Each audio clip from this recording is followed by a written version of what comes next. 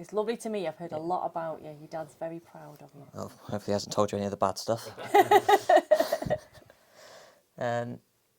Well, the reason I'm here today is to ask you a couple of questions on nuclear test veterans, and it's mostly on why you got involved. Yeah. And the first question is, why did you get involved in the first place with nuclear veterans?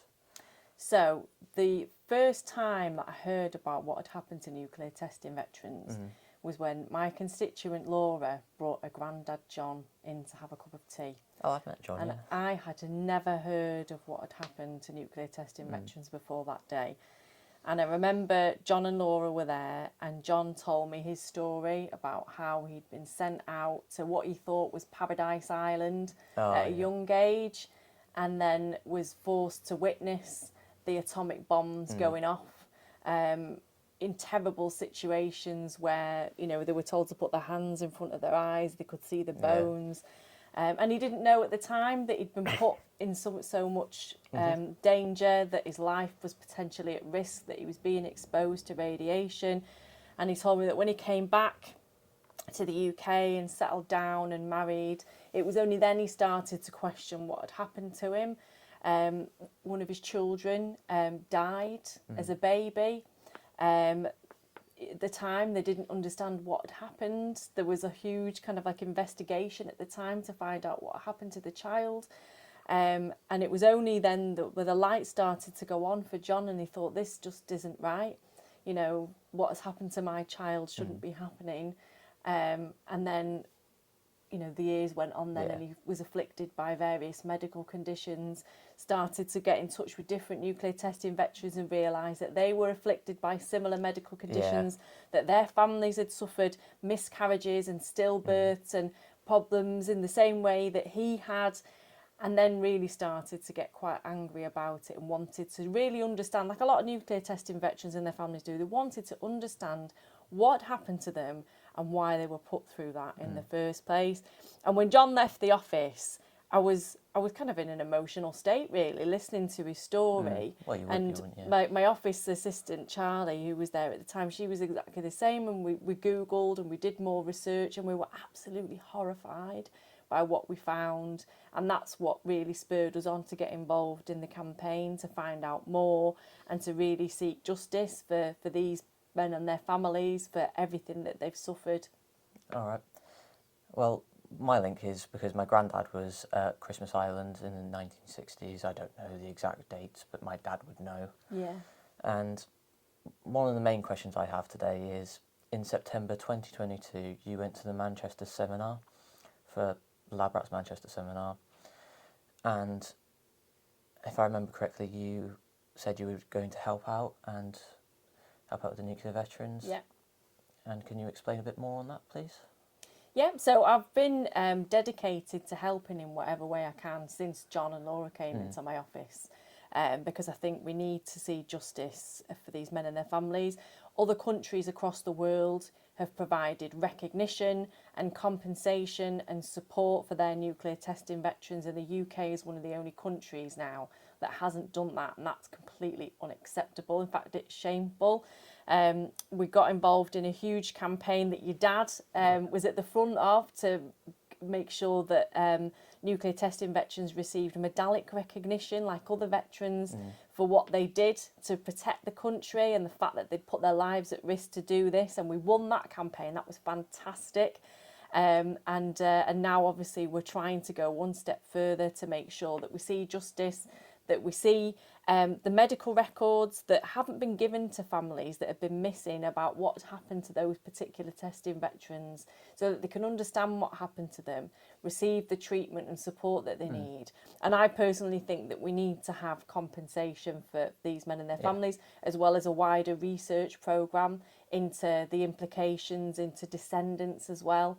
And then beyond that, of course, you know, your dad has been a fantastic advocate for what's happened to people across the world, not just testing veterans themselves, but Indigenous communities who were affected by these tests that were quite often overlooked and had their lives destroyed as well. So it's a big mission.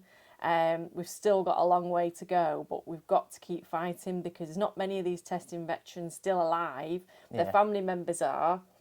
and they're going to keep fighting, but it would be amazing to get the justice that these men deserve while these veterans are still here with us. Yeah, that brings me on to the nuke blood scandal, and well, the medallic, I'll call it, recognition. Yeah. You've been so influential. Obviously, well, let's be honest, you've done so much. There's no other word for it. You have done lots for Lab Rats. It's your dad and the testing veterans, and Susie, but has done a lot of work on this. I just shout when I'm asked to.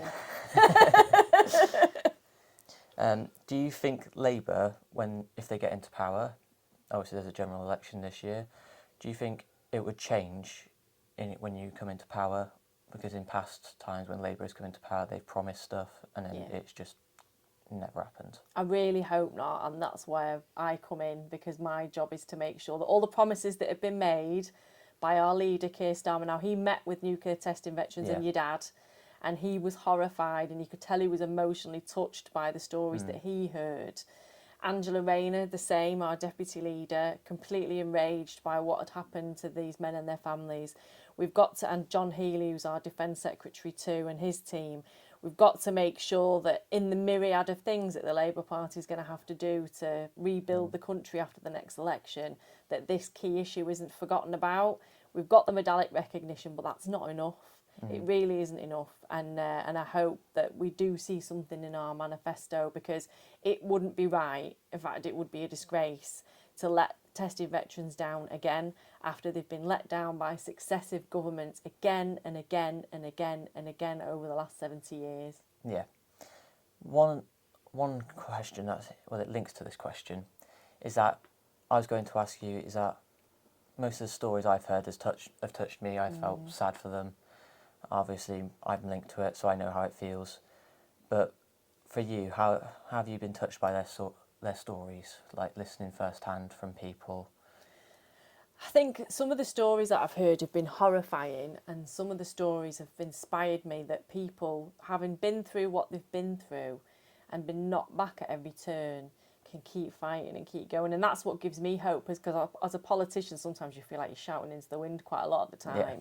But when there's people like your dad and John and Laura who just don't give up and keep going, it just makes me want to fight even harder.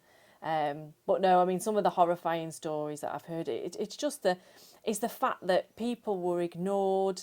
They were made to feel as if it was all in their head, that there was no case to answer. Previous research projects that had been carried out in relation to nuclear testing veterans were very brief, particularly the 1980s. When testing veterans tried to bring their case forward many, many years ago, they were told that, basically the levels of radiation were negligible and that there was no risk to them, and that there was no way that they could prove that the medical conditions that they were suffering from were actually caused by radiation. So it's like they've been repeatedly gaslit by successive governments, and that's what makes me so angry. When you know the stories, people who have lost children, who have lost family members, who have suffered excruciating medical conditions that have completely altered their quality of life, that's not right. And one of the things that, going back to that seminar in Manchester, your dad asked a question to the audience, and he said, put your hand up if you've had cancer. Nearly the whole room put their hand up. Put your hand up if anyone in your family suffered a miscarriage. Nearly everyone put their hand up. And that's the scale of the suffering that we're dealing with here. And that's why it's so important for the government and the next government to address it and to give people the recognition and compensation they deserve. Yeah. What that brings me on to is the big question. What would you say to Rishi Sunak about the nuclear test veterans if he was able to grant a wish? What would you say to him about nuclear test veterans? Do the right thing. You can't keep saying that you recognise their service and everything that they've done for this country without recognising the suffering that they've gone through as well. And that's what's missing from this. A medal is good, but it's not enough, and it does not recognise the true scale of service that these men gave to this country when you factor in everything that's happened to them. Okay, thank you. Thanks very much.